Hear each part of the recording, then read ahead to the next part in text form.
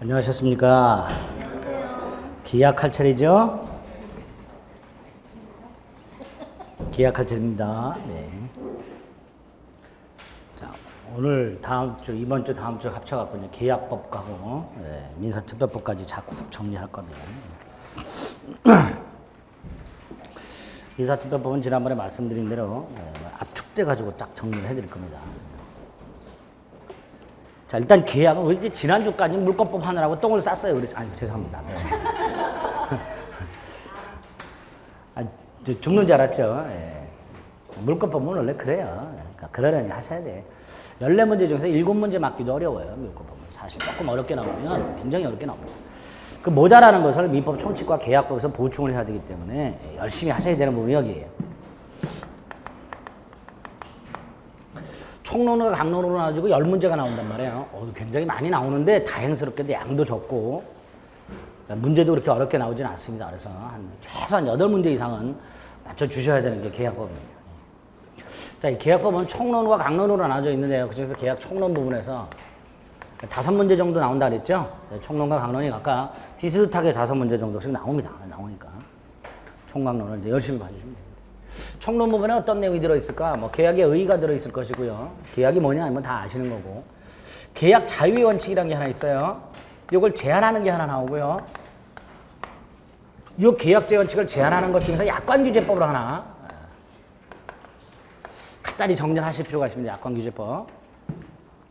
두 번째로 최근에 단순 암기 형태로 이 계약의 종류를 물어보는 게 왕왕 나옵니다. 간단히 암기만 하면 다 맞출 수 있는 부분입니다. 자, 계약 총론에서 이제 중요한 게 계약 성립부터 중요한데, 계약 성립은 계약의 체결을 말합니다.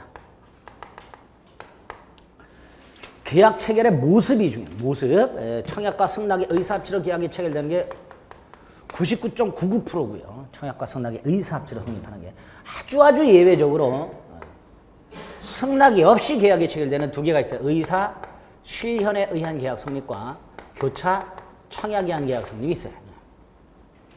근데 요거와 관련해서 일단 조문이 있는데 요거 좀 외우시자 제가 누누이 말씀드렸습니다. 527조부터 534조까지. 조문 외우고 그 다음에 내용 이해하시면 돼요. 네 번째로 우리가 민법 총칙에서 법률 행위가 성립이 되었다 하더라도 그 법률 행위가 다 유효한 건 아니라고 그랬습니다. 특히 법률의 목적 달성이 불능이라면 그 법률 행위는 무효가 된다. 그랬었죠. 민법 총칙에서는 법률 행위가 목적 달성이 불능이다, 원시적 불능이다, 무효다 이걸로 끝나는데 계약법에서는 계약이 목적 달성이 원시적 불능이다, 계약은 무효다. 여기서 끝나지 않고 뭔 책임이 하나 나와요. 무슨 책임이죠 이거? 계약 체결상의 과실 책임이라는 게 하나 나옵니다. 계약 체결상의 과실 책임. 그거 하나 보시면 되고. 다섯 번째로 계약 중에서 대부분의 계약이 쌍무 계약이고요. 매매, 임대차 이런 게 다 쌍무예요. 우리가 흔히 보는 계약들이. 이 쌍무 계약의 효력이라고 해서요. 공통적인 효력 두 개가 나와요. 동시 이행의 항변권하고 위헌 부담이라는 게 나옵니다. 여섯 번째로 이게 머리가 좀 아프죠. 제3자를 위한 계약이라고. 우리 제3자만 나오면 경기가 나요. 그렇죠? 아주 버라이어티하죠, 이놈이. 보호되는 제3자가 있고 제3자의 사기 강박도 있고 제3자를 위한 계약도 있고 하여튼 별놈이 다 있어요, 이놈은. 무권 대리에서도 제3자 나오고 표현 대리에서도 제3자 나오고. 하여튼 그놈만 나오면 머리가 아픈데 이놈이 아예 계약에까지 뛰어들었어요. 그래서 제3자를 위한 계약이라고 여기 하나. 제일 어렵습니다. 제가 볼 때는. 이게. 그리고 계약이 비정상적으로 종료가 되는 해지가 나옵니다. 이런 내용들로 계약 총론은 구성이 되어 있고요. 그 중에서 이거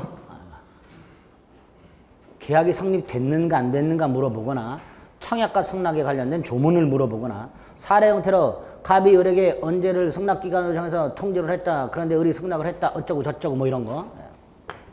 요거. 요 네 개는 꼭 나온다. 이렇게 생각하시면 돼요. 네 개는. 나머지 이제 한 문제 정도가 플러스 됩니다. 총론은 요 정도 내용들로 구성이 되어 있어요. 자, 이때 계약의 뜻이 뭘까? 우리 민법 총칙에서 봤습니다. 청약과 승낙이라는 대립되는 의사표시 합치로 성립하는 채권, 채무를 발생시키는 법, 률, 행, 위. 이게 계약이죠? 거기 계약이. 채권 계약을 말합니다. 채권 계약. 이 계약법을 규율하는 큰 원칙이 계약 자유 원칙이라고. 네 가지가 있다 그랬어요. 체결 여부, 상대방 선택, 내용 결정 방식. 일단 간단히 네 개의 파상 원칙이 있다. 체결 여부, 상대방 선택, 내용 결정 방식의 자유가 있다. 네 가지. 그리고 이걸 제한한다. 현대 사회에서는 제한할 때 내용 결정의 자유 제한.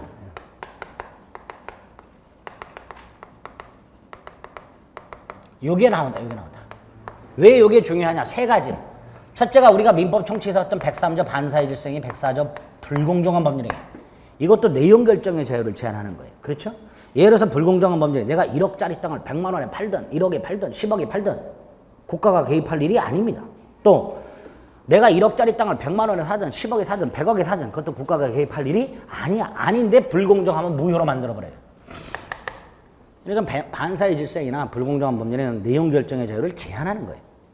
여기에다가 계약법에는 약관규제법이라는 게 하나 나와요.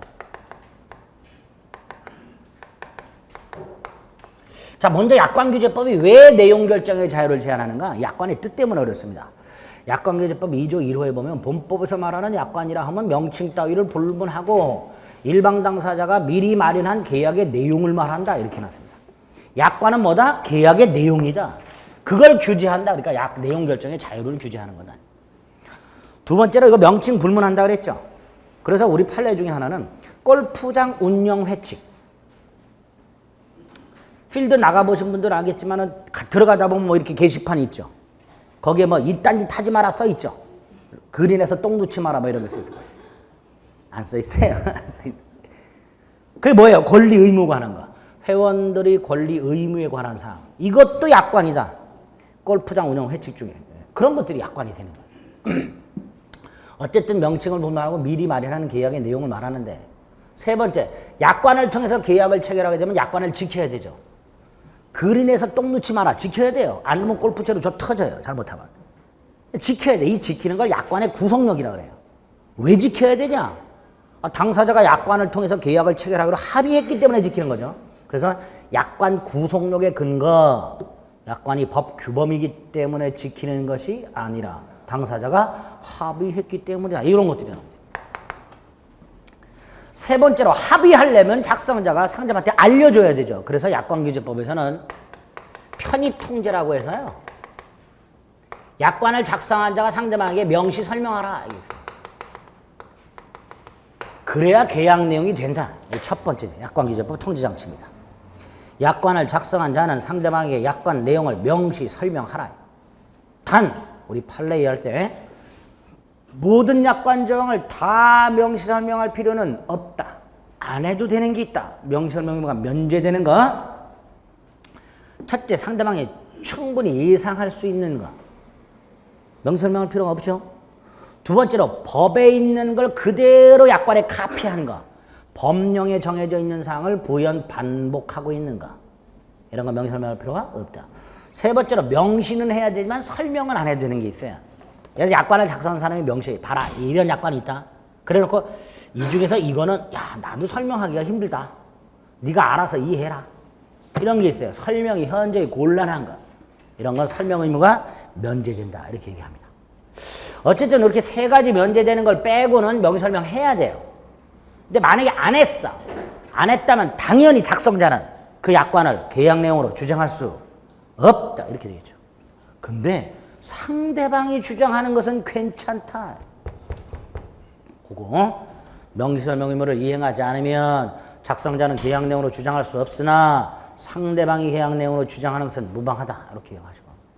네 번째로 명설명을 했어요. 그럼 이거 계약 내용이 되죠? 되는데 상대방이 나만 좀 특별 대우해줘. 개별 약정을 요구합니다. 그래서 작성자가 오케이 너만 좀 특별하게 해줄게. 대신 다른 사람한테는 말하지 마. 뭐 이렇게 했어요. 개별 약정을 했죠. 그럼 이게 우선하는 거예요. 이게. 개별 약정 우선의 원칙. 그 다음에 이 개별 약정은 더 이상 약관규제법에 적용을 받지 않겠죠. 개별 약정은 더 이상 약관규제법에 적용을 받지 않는다. 이렇게 얘기합니다. 문제가 하나 생겼어요. 얘가 개별 약정을 요구했는데 작성자가 너만 특별 대우해 줄 수는 없다. No. 그럴 수도 있죠. 얘가 포기하지 않고 계속 요구해요. 나 좀 특별 대우 해줘. 이렇게. 그런 분들 많죠? 떼쓰는 분들. 있어요, 없어요? 있지. 뭐 이건 아니더라도 사은품 같은 거 막 떼써갖고 요구하는 분들 많고. 뭐 어떻게 개별 약정 요구하는 분들이 있어. 끝끝내.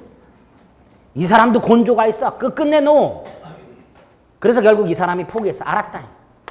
A라는 약관 조항이 있었는데 그와 다른 개별 약정을 요구했음에도 불구하고 상대방이 끝끝내 거절해서 이 A라는 약관 조항을 가지고 계약을 체결했어요. 이때 약관 조항.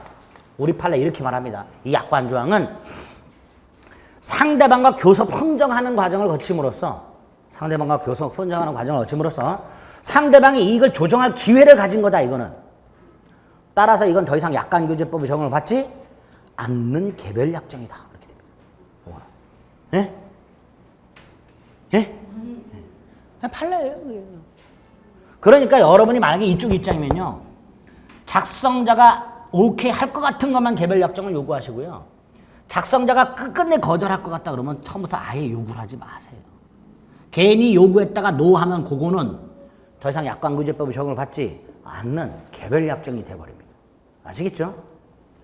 떼쓰지 마라 이런 뜻이에요. 이런 게 있습니다.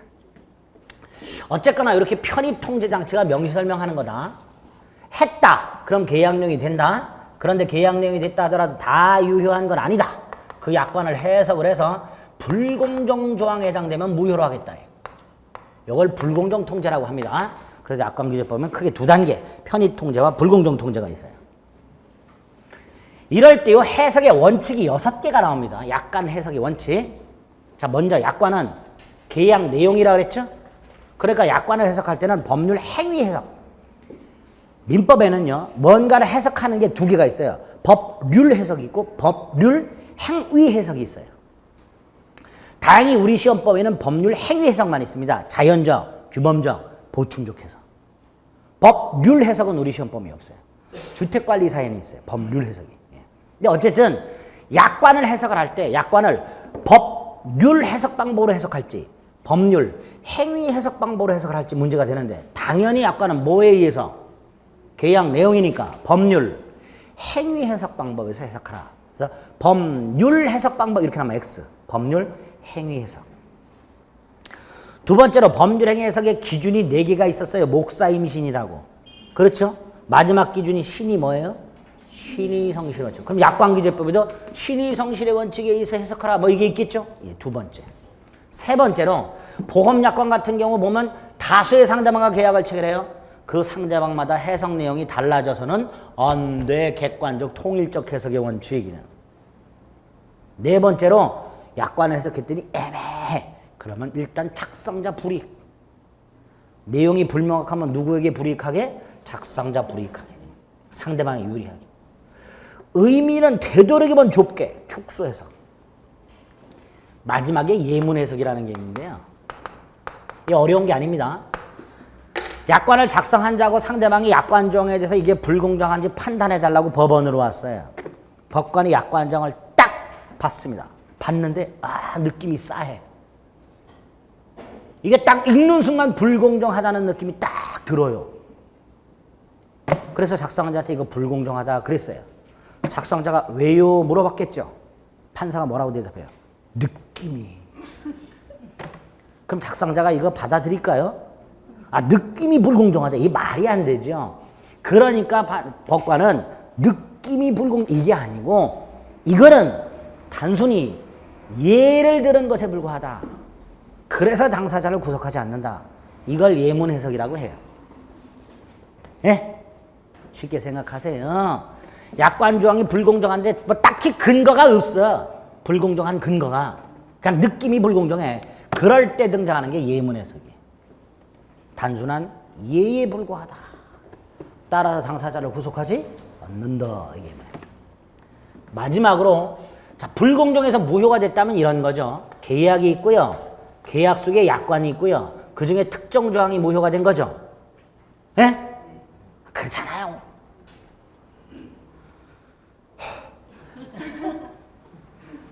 묻질 말고. 특정 조항만 무효가 된 거니까 137조를 적용하면 원칙적으로 전부 무효가 돼야 돼. 근데 약관규제법은 반대가 규정돼요. 요것만 무효, 요것만 무효. 즉 일부 무효의 특칙이 규정되어 있습니다. 단 무효가 된 약관 조항이 없었다라면 계약을 체결하지 않았으리라 생각될 정도로 중요한 약관 조항이 무효라면 예외적으로 전부 무효. 137조하고는 반대로 규정이 되어 있습니다. 그걸 일부 무효 법리의 특칙 이렇게 불러요. 일단 약관규제법과 관련해서는 이 정도 내용들은 머릿속에 넣어두셨다가 이제 문제풀이 때 판례 몇 가지 딱 추가해서 기억하시면 됩니다. 최소한 이 정도는 기억하셔야 돼요. 됐죠? 종료? 굉장히 많은데 다 필요 없고요. 쌍무, 편무 일단 먼저 구별합니다. 일단 쌍무계약과 편무계약은 계약이 딱 체결되었을 때 매매처럼 양당사자에게 대가성 채무가 생기냐 증여처럼 어느 한쪽에게만 채무가 생기냐 이 구별이에요. 이게 첫 번째. 몰라도 돼요 이거는. 어떻게 구별하는지 몰라도 돼요. 여기에 뭐가 있나 외우면 돼요. 증여, 사용대차, 현상광고. 전형적인 편무입니다. 소비대차, 위임, 임치 요거 대가를 지급하지 않고 무상으로 하면 편무입니다. 무상으로 하면 편증사현, 소위치 외우자 그랬어요. 외웠어요 일단. 세 번째로 쌍무 편무를 나누는 이유 여기에만 동시이행의 항변권과 위헌부담의 문제가 생깁니다. 그럼 편무계약에는 동시이행의 항변권이나 위헌부담의 문제가 생기지 않겠죠. 시험 문제가 어떻게 나왔었다 그랬죠? 다음 중 동시이행의 항변권이 인정되지 않는 계약은 뭘 고르라는 거예요? 편무계약은 답이 뭐였을까요? 무상소비대차. 외워야 되는 거예요. 언제 또 그렇게 나올지 몰라요. 그렇죠? 천실학계 편무계약은 이렇게 안 물어본다니까요. 이제는. 자, 유상무상. 요거는 계약이 체결될 때부터 이행이 끝났을 때까지 전 과정에 걸쳐서 서로 주고받았다 유상, 끝끝내 한누만 줬다 무상 이렇게 됩니다. 그럼 잘 생각해 보세요. 쌍무는 계약이 딱 체결되면 양당사자에게 채무가 생긴다 그랬죠. 이행이 끝나면 서로 이행을 했겠죠. 그러면 쌍무 계약은 이행이 끝나면 반드시 뭐가 되는 거예요? 유상. 쌍무 계약은 다 유상 계약이 되는 거예요. 이행이 끝났다. 됐죠? 자, 무상계약의 예를 기억하시자. 증여, 사용대차가 전형적인 무상이고요. 소비대차, 위임, 임치, 종신정기금 무상일 수도 있고 유상일 수도 있다. 무증사, 소위치종 이렇게 외우자 그랬어요.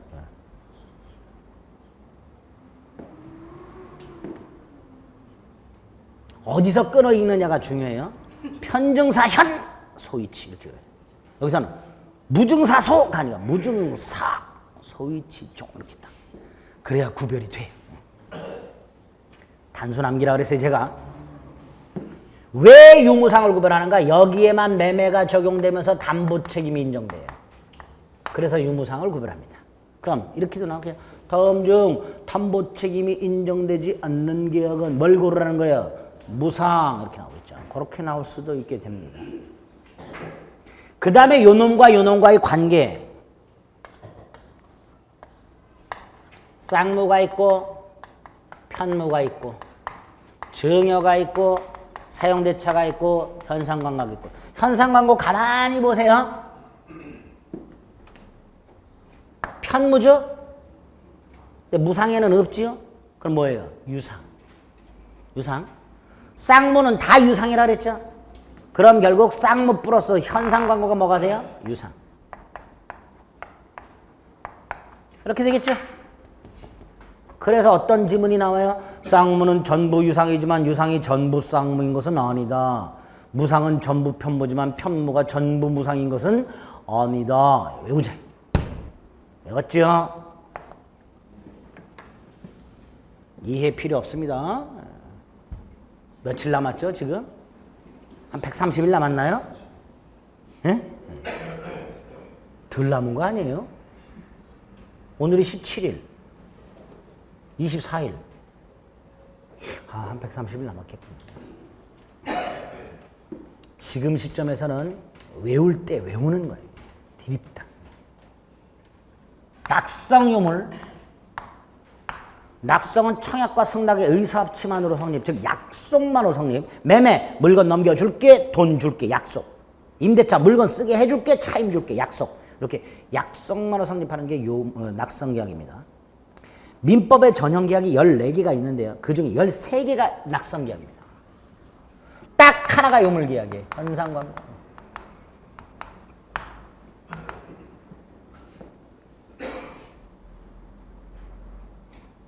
현상광고 계약 같은 요물계약은 약속만으로 성립하지 않고요. 뭔가를 이행을 끝내야 성립합니다. 뭐 디자인 광고가 딱 났어요. 이러이러한 디자인 응모전, 언제까지 디자인 출품, 이때 출품해야 계약이 성립하는 거예요. 출품도 하지 않고 출품하겠다고 약속만 갖고는 성립하지 않습니다. 그런 게 현상광고계약이에요. 뭔가를 이행을 하거나 한쪽이 급부를 해야만 계약이 성립하는 걸 요물계약이라고 합니다.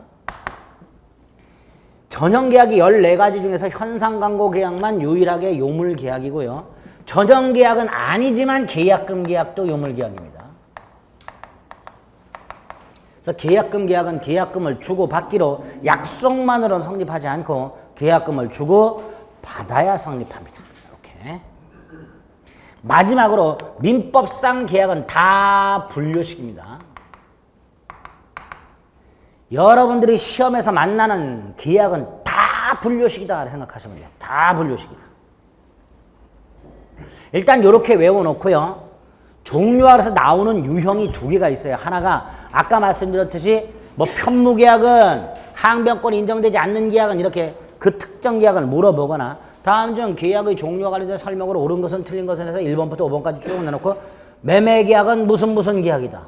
임대차는 무슨 계약이다. 사용대차는 무슨 계약이다. 특히 사용대차는 편무 무상이죠. 쌍무 유상 이렇게 여러 번 나왔어요. 사용대차는. 틀렸죠? 응, 틀렸어요. 그래서 여기에 있는 걸 머릿속에 빡 담아두면 무슨 계약은 무슨 계약이다 라고 나왔을 때 골라낼 수 있게 됩니다. 딱 요 정도만 외우시면 돼요. 됐죠? 요 정도가 계약의 종류와 관련된 겁니다. 끝! 이제 중요한 거 계약 성립. 가볍게 정리해서 가볍게. 계약의 성립이란 건 계약 체결을 말하는 거죠. 일단 법률행위 성립이잖아요. 그렇죠? 그러면 당사자가 있어야 돼요. 또 목적이 있어야 되고요. 의사표시가 있어야 돼요. 그렇죠? 그러니까 계약도 법률행위니까 계약이 성립하려면 당사자가 있어야 되고 목적이 있어야 되고 의사표시가 있어야 되는데 계약은 혼자 체결하는 게 아니니까 양당사자가. 그렇죠? 의사표시도 청약과 승낙의 대립 2개. and 이게 합치. 네, 계약이 성립이에요. 당사자의 존재, 목적 존재, 의사표시 존재. 이건 민법 정책에서 맞고요. 계약은 양당사자. 의사표시도 청약의 의사표시와 승낙의 의사표시란 대립적 의사표시. 이게 일단 있어야 되고 and 일치해야 계약이 성립한다. 당사자 일치. 갑이 을에게 청약을 했다. 당연히 을이 승낙을 해야 된다. 갑이 을에게 청약을 했는데 병이 승낙했다. 계약은 성립하지 않는다. 이걸 주관적 합치. 청약과 승낙의 내용도 합치해야 된다. 1억에 사라. 9천에 사겠다. 계약은 성립하지 않습니다. 청약과 승낙의 내용이 합치하는 것을 객관적 합치. 이렇게 계약이 성립하려면 내용과 당사자까지 합치해야 성립한다. 이렇게 되겠지. 네? 만약에 불합치하면 계약은 성립하지 않는다. 이렇게 불합치하면. 따라서 불합치하고요. 계약은 성립되었으나 어느 한쪽에 착오가 있는 거하고는 당연히 구별해야 되죠. 불합치는 아예 계약 자체가 성립하지 않은 거고요. 착오는 계약이 성립했지만 어느 한쪽의 의사표시가 불일치하고 그걸 그 스스로 모르고 있는 게 착오니까 당연히 불합치하고 착오는 구별된다. 이런 것들 간단하게 기억하시면 돼요. 여기에다가 이 주관적 합치에 관해서 당사자가 누구냐의 문제가 하나 추가돼요. 계약 성립과 관해서. 이게 제일 중요합니다. 계약 성립. 당사자가 누구냐.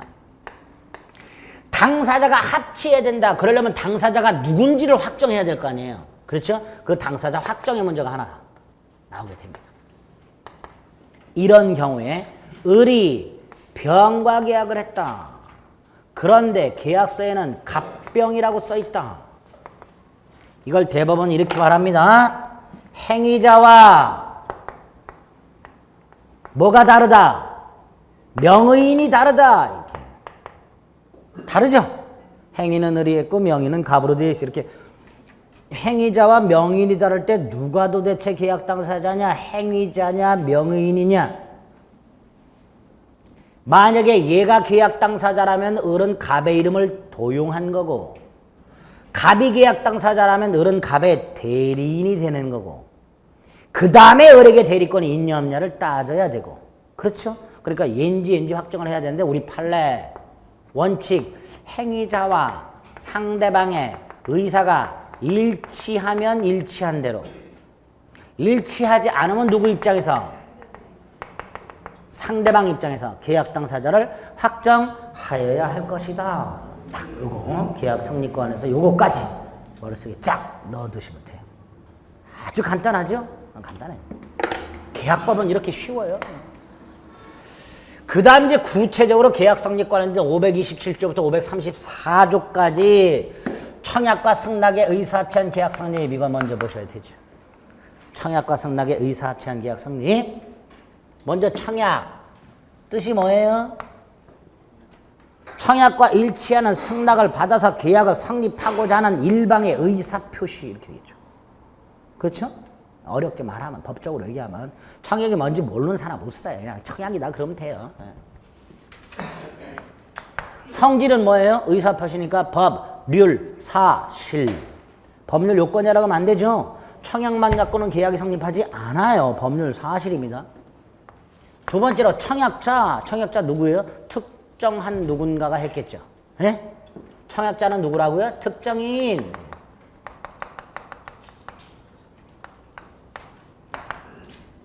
그런데 우리 청약 중에 자동 판매기 설치도 있다 그랬어요. 자동화된 의사표시라고. 자동 판매기 설치도 청약이라고 했어요. 이때 그 자동 판매기를 통해서 돈 넣고 물건 버튼을 꾹 누르는 게 승낙인데, 이 돈 넣고 꾹 누르는 승낙자 자판기 누가 설치했는지 꼭 알아내야 돼요? 별로 안 중요하죠. 그럼 이렇게 말하겠죠. 청약은 특정인이 하되 그 특정인이 누구인지를 청약의 의사표시 속에 명시할 필요는 없다. 그렇게 되겠죠? 응. 누구에게 해요? 청약을 누구한테요? 특정한 사람 콕 찍어서 할 수 있죠. 결혼 같은 거 할 때는 딱 결혼하자 이렇게 콕 찍어서. 광고 하나, 나 결혼하고 싶어요, 뭐 이렇게. 나하고 결혼할 사람 와서 승낙하세요, 이렇게. 보통은 특정인에게 하겠죠. 그렇죠. 그러나 자동 판매기 설치는 불특정 다수인을 상대로. 상대방은 특정인일 수도 있고 불특정 다수인일 수도 있고 그렇게 되는 거예요. 이때 이제 승낙권에서 이걸 수령한 사람은 승낙 의무나 회답 의무가 있다 없다? 없다. 조금 이따 보고. 어쨌든 상대방은 특정인 또는 불특정 다수인 이렇게 되겠죠. 그 내용은 어때야 돼요, 청약은? 제가 그랬죠. 여러분이 청약서를 딱 받았어요. 그런데 두 글자가 딱 써 있어. 뭐라고? 사라. 딱 두 글자가 써 있어. 그럼 여러분 보낸 사람 욕할 거예요. 뭐야 이 거지 같은 놈. 뭘 세라는 거야 이렇게. 이런 청약이 될 수가 없습니다. 그래서 청약은요. 청약을 수령한 사람의 승낙만 받으면 계약이 성립될 정도의 구체적이고 확정적인 내용이 들어있어야 돼요. 그래서 청약은 구체적 확정적 의사 표시해야 한다. 그래서 승낙만 받으면 계약이 성립해야 돼요. 그러니까 이런 경우 구인 광고나 뭐 아파트 분양 상가라고 할까요? 이거 본 사람이 와서 나 살래요. 그럼 바로 계약이 성립하나요? 아니죠. 분양 광고한 사람이 이 사람이 살만한 사람인지 뭐 이렇게 알아보고만 요건 갖췄는지 아파트 같은 건 그렇죠? 승낙. 그럼 이때 나 사겠소 이게 뭐가 되는 거예요? 청약. 그럼 이건 뭐가 돼요? 청약의 유인. 청약이려면 승낙만 받으면 바로 계약이 성립돼야 되는데 아파트 분양 광고는 청약만 이거 받은 것만 갖고는 계약이 성립 안 하고 광고한 사람이 다시 승낙을 해야 계약이 성립하니까 이건 청약의 유인이다. 뭐 이렇게 됩니다.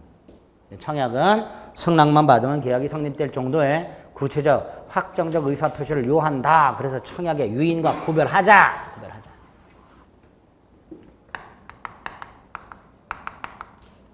청약의 효력은 뭘까요? 계약 성립 가능성.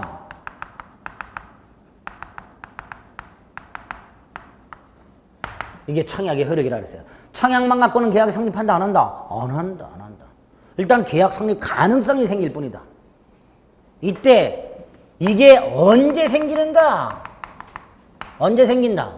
효력이 언제 생겨요? 상대방한테 도달한 때. 그래서 갑이 을에게 청약을 했다. 그래서 을에게 도달했다. 이때 효력이 생기죠. 그리고 효력이 생기고 난 다음에 철회할 수 있다 없다? 없지요. 도달하여 효력이 생긴 다음에 뭐 할 수 없다? 그럼 도달하기 전에는 철회할 수 있다. 이렇게 청약의 효력이 청약이 상대방한테 도달하여 발생한 후에는 철회하지 못한다를 청약의 구속력 이렇게 말해요. 청약의 구속력. 527조 청약은 철회하지 못한다. 이걸 청약의 구속력이라고 합니다. 두 번째, 언제까지 철회하지 못하는가? 그 구속력 존속기간.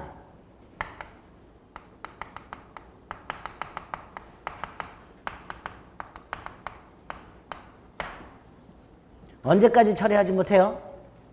청약자가 기간을 정한 경우에는 정한 기간 동안, 기간을 정하지 않으면 상당한 기간 동안 528조 1항과 529조 이렇게 되죠.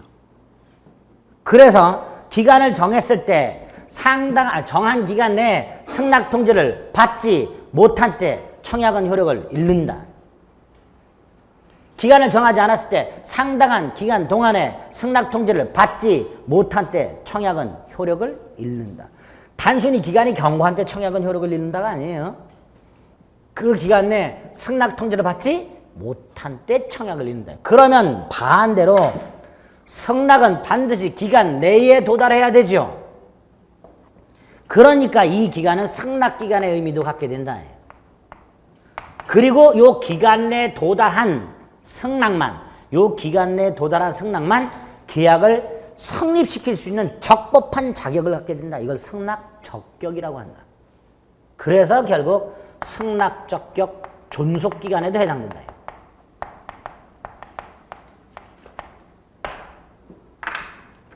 자, 그래서 갑이 을에게 청약을 했다. 도달해야 효력이 생긴다. 도달주의 원칙. 따라서 갑이 을에게 청약을 한 후에 사망을 하거나 제한 능력자가 되었다 하더라도 청약의 효력에는 아무런 영향이 없다. 도달하면 효력 생긴다. 도달 후엔 철회를 못한다. 청약의 구속력. 언제까지 못하냐? 기간 정했을 땐 정한 기간, 정하지 않았을 땐 상당한 기간. 조문에는 그 기간 내에 승낙 통지를 받지 못한 때 청약은 효력을 잃는다. 기간이 경과한 때 청약은 효력을 잃는다가 아니라 기간 내에 승낙 통지를 받지 못한 때 청약은 효력을 잃는다라고 되어 있어서 그 기간은 승낙 기간의 의미도 갖게 되는 거고 그 기간 내에 도달한 승낙만 계약을 성립시킬 수 있더라. 이렇게. 따라서 기간이 지나서 승낙이 도달했다. 계약은 성립하지 않는다. 이걸 연착한 승낙이라고 한다. 무슨 승낙? 연착한 승낙. 이걸 청약자가 새 청약으로 볼 수 있다. 따라서 연착한 승낙은 계약이 성립할 여지가 없다. X 청약자가 다시 승낙하면 계약이 성립할 수는 있다. 이렇게 되겠죠. 새 청약으로 볼 수 있다. 그런데 심각한 게 하나 있다. 충분히 기간 내에 도달할 수 있게끔 발송을 했는데 어찌어찌 기간이 지나서 도달했다. 528조 2항 3항 사고에 의한 연착. 요게 따로 있다. 요거 조심하자. 요거. 분명히 기간이 지나서 도달해서 연착하긴 했는데 편지에 찍혀있는 우체국 소인을 봤더니 충분히 기간 내에 도달할 수 있는 발송이었더라. 승낙기간이 2월 20일인데 보낸 건 2월 2일이다. 그럼 충분히 2월 20일까지 도달하고도 남았는데 어찌어찌 22일 날 도달했다. 이건 분명히 중간에 뭐가 사고 난 게 분명하더라. 이 사고에 연착의 경우. 당연히 이 경우에는 이 연착한 승낙을 한 을은 연착했다는 걸 알 리가 없죠. 얘는 2월 2일 날 보냈어요, 분명히. 그럼 얘는 기간 내에 도달할 것이다라고 분명히 생각하고 있을 거예요. 그렇죠? 그런데 연착을 했어요. 연착했다는 건 받은 값만 알고 있단 말이죠. 그러니까 갑이 청약자가 보낸 승낙자에게 연착했다는 통지를 하거나 아니면 연착하기 전에 미리 늦어지고 있다는 지연 통지를 발송하거나 발신주의 둘 중에 하나는 해야 된다. 갑이 을에게 니께 연착했다 또는 아직 안 왔다 뭐 이렇게 이런 거 해야 돼. 여러분들도 보면 물건 온라인 쇼핑몰을 통해서 왔는데 분명히 배송 추적을 해봤더니 배송이 시작됐는데도 불구하고 안 와. 그럼 전화하죠. 왜 안 오냐고. 그게 지연 통지. 저도 요번에 마스크를 하나 온라인으로 샀어. 제가 대중교통 타고 다닐 때는 마스크를 꼭 써요. 저를 위해서가 아니라 다른 사람을 위해서. 제가 사례가 잘 걸린다 그랬죠. 기침 한번 확 하면 사람들이 막 쫙 퍼져나가니까 오늘도 아까 오면서 기침 참느라고 죽는 줄 알았어요. 아, 그놈한테는 하고 싶더라고요. 그 맞은편에 앉아있는 놈. 그 흔히 얘기하는 우리가 얘기하는 쩍벌남. 다리꾼 쩍벌남이 있죠. 쩍벌남이면서 다리까지 꼈어. 어떻게 꼬냐고요? 요 복숭아뼈를 요 허벅지 여기 딱 끝에 걸쳐. 그러니까 쩍벌이면서 다리까지 꼈어, 이 자식이. 이 자식이. 그거 아주 그냥 가서 한 대 줘받고 싶은데 덩치가 저보다 훨씬 크고요. 얼굴도 시커멓게 생겼어요. 그래가지고 가만히. 그때 머리 싹 스친 게 기침을 한번 할까? 에이구. 14일날 저희 동네가 난리가 났었어요, 목동이. 사진도 찍히고. 강남구 삼성동에 살고 계시는 50대 아주머니께서 자가격리 중 집을 이탈해서 잠적을 하셨어요. 그래서 경찰이 현지폰 위치 추적을 딱 했는데 양천구 목동에 있는 친정집에 와 있어요. 예? 근데 그 집에만 가만히 계시면 좋은데 목동과 신정동 일대를 답답하고 돌아다니셨나 봐. 돌아다니시다가 저희 집 근처에서 잡혔어요. 그래서 구급차에 막 뭐 이렇게 와가지고 방호복인 사람들 와가지고 막 끌고 가는 걸 사진 누가 딱 찍었는데 딱 보니까 저희 집 근처야. 그 14일 일요일. 저도 그날 거기 왔다 갔다 했는데.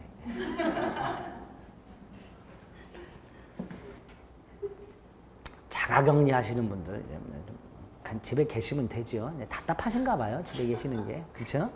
가만히 있으라 그러면 또 답답하신가 봐요. 어제 또 그 얘기 때 어떤 분이 자기가 아는 분이 공무원인데 그거 자가격리 관리하시는 분이래요. 그래서 요새는 전화만 안 하고 가서 찾아간대요. 있는 점들. 한 번은 찾아갔더니 그 자가격리자 한 사람이 못 나간다고 쓰레기 버려달라고 쓰레기 봉투를 이렇게 보내. 그래서 공무원 일이 뚜껑이 열렸어. 뭐 이런 것까지. 아이고 참 빨리 끝나야 되는데. 어쨌거나 마스크를 샀어. 안 와. 지난주 목요일인가 수요일날 주문했는데요. 목요일날 주문할 때부터 계속 배송 추적을 했는데 계속 그냥 결제 완료만 떠 있어요. 안 와. 월요일날 배송 시작. 그러면 보통 월요일날 아침에 새벽에 배송 시작하면 그날 저녁 때쯤 오잖아요. 화요일날 받는데도 배송 시작. 화요일날 저녁 때도 배송 시작. 수요일날 돼서 왜 그럴까 봤더니 사는 분들이 무지하게 많을까 봐. N95 마스크는 아예 품절이고요, 거의. N95 모르세요? 황사 마스크라고 특허받은 마스크 있어요, N95라고. 예? 밀접 접촉자의 경우에는 N95 마스크를 쓰라 말이지. 비싸요, 이거. 이렇게 톡 튀어나와가지고 주댕이가. 아예 없어요, 이거. 다행히 지금 약간 완화되고 있죠. 뭐 얘기다. 이거 어쨌거나. 제가 쓸데없는 얘기하면 저를 좀 말려주세요. 어쨌든 이런 사고에 한 연착에 대해서는 갑이 을에게 연착 통지하거나 미리 지연 통지를 발송해야 되고 둘 다 안 했으면 연착하지 않은 걸로. 그래서 계약은 성립한 걸로. 사고 연착을 꼭 기억하셔야 돼요. 되셨죠? 일단 청약과 관련해서는 이 정도 내용들을 머릿속에 딱 넣어두셔야 돼요. 어렵지 않죠? 승낙. 뜻이 뭐예요? 승낙이? 예, 청약과 일치하는 의사를 표시해서 계약을 성립하고자 하는 일방의 의사 표시. 이것도 법률 사실. 청약과 합치해서 법률 요건 이렇게 되죠. 승낙자가 누구예요? 특정인. 특정인이 승낙을 하겠죠. 누구한테? 특정인에게. 특정인이 승낙을 하고 특정인에게 승낙. 불특정 다수인에게 승낙한다는 건 있을 수 없다 그랬습니다. 나아가 청약을 수령한 사람이 승낙을 할 텐데 이 사람 회답 의무도 없고 승낙 의무도 없다. 따라서 청약자가 청약을 할 때 언제까지 회답이 없으면 승낙한 것으로 간주한다라고 청약을 한 경우 승낙 이거 수령한 사람 뭐 하면 된다? 계무시. 뭐 하면 된다? 계무시. 상대방을 구속하지 않는다. 계약은 성립하지 않는다. 이렇게 됩니다. 내용은 뭐하고 똑같아요? 청약하고 똑같아야 되죠. 따라서 534조 조건을 가한 승낙, 변경을 가한 승낙은 청약 거절과 동시에 새로 청약한 것으로 본다. 효력은 뭐예요? 계약 성립. 효력은 뭐라고요? 계약 성립. 언제? 기간 내 청약자한테 도달한 때. 승낙은 언제 효력이 생긴다고요? 기간 내 청약자에게 도달한 때. 이 승낙의 효력이란 게 뭐예요? 계약 성립이니까 결국 요게 계약 성립 시기가 되는 거예요. 단 요게 중요하죠. 또 531조 격지자 간에 계약 성립은 언제? 승낙 통지를 발송한 때 성립한다. 요게 또 격지자 간의 계약은 언제 효력이 생긴다고요? 승낙 통지를 발송한 때. 그래서 이제 요 청약하고 요 531조가 충돌하는 경우가 생긴다. 이렇게 승낙을 기간 내에 발송했고 기간 내에 도달했다면 계약은 성립할 것이고 요걸 적용해서 발송 시 성립했다라고 하면 괜찮지만 그러면 별 문제가 없지만 기간 내에 발송을 했는데 기간이 지나서 도달했다면 청약자 입장에서는 계약이 성립하지 않은 거고 531조에만 이미 발송 시 성립한 거니까 요 경우 충돌이 생긴다.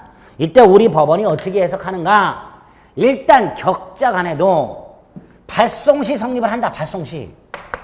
그리고 기간 내에 도달하면 그냥 성립한 거다. 그러나 발송 시 성립했다가 기간이 지나서 도달하면 계약은 성립하지 않았던 걸로 된다. 그래서 일단 발송 시 성립했다가 기간 내에 도달하지 않으면 성립했던 계약이 소멸하니까 기간 내 불도달을 해제 조건으로 하여 발송 시 성립한다. 이렇게 해석을 하게 되는 거예요.